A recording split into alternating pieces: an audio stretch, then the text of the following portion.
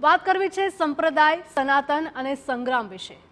સ્વામિનારાયણ સંપ્રદાયનું વધુ એક સાહિત્ય વિવાદનું કારણ બન્યું છે અને આ વખતે ગોપાળાનંદ સ્વામીની વાર્તામાં એક પુસ્તકમાં કરાયેલા ઉલ્લેખે સનાતનીઓને છંછેડ્યા છે।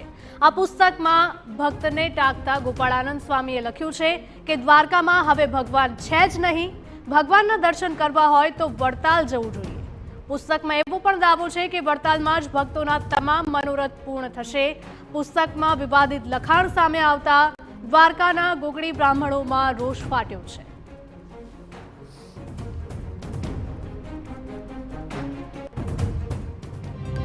દ્વારકામાં દ્વારકાધીશ ઉપર સવાલ કરો છો કે ત્યાં નથી।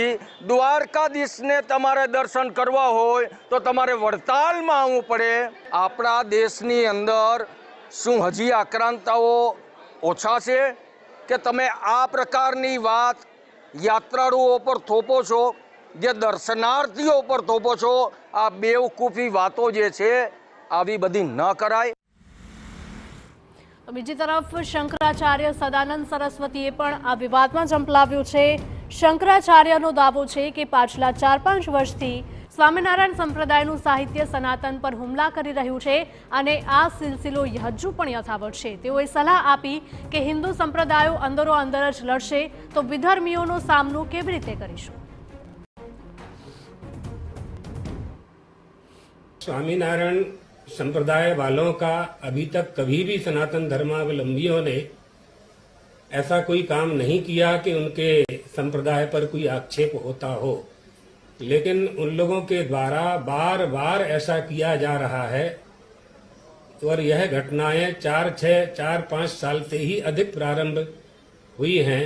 यदि हम आपस में ही युद्ध करने लगेंगे तो विधर्मियों से कौन लड़ेगा।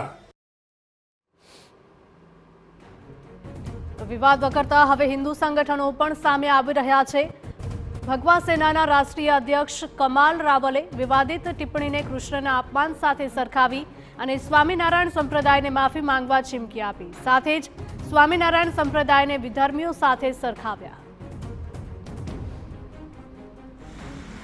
હવે એવું દેખાય છે કે મહાભારત તરફ સ્વામિનારાયણ સંપ્રદાય જઈ રહ્યું છે।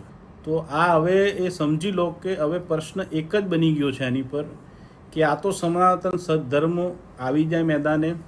સનાતન ધર્મના જે જાગૃત વ્યક્તિઓ છે આપણા હવે મેદાને આવી જાય, કેમ કે હવે મને એવું લાગતું નથી કે હવે ચલાવી લેવાના મૂડમાં આપણે છીએ। બાકી આ લોકોને આ પુસ્તકોની અંદર જે જ્ઞાન વાપરવામાં આવ્યું છે એ સનાતન ધર્મ વિરોધી છે।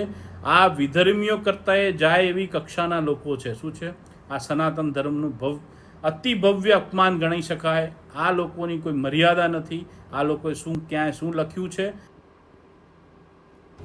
આમ હવે ફરી એકવાર સનાતન વિરુદ્ધ સ્વામિનારાયણ સંપ્રદાયનો વિવાદ વકર્યો છે, ત્યારે જોવું રહ્યું કે હવે આ વિવાદ ક્યાં જઈને અટકે છે।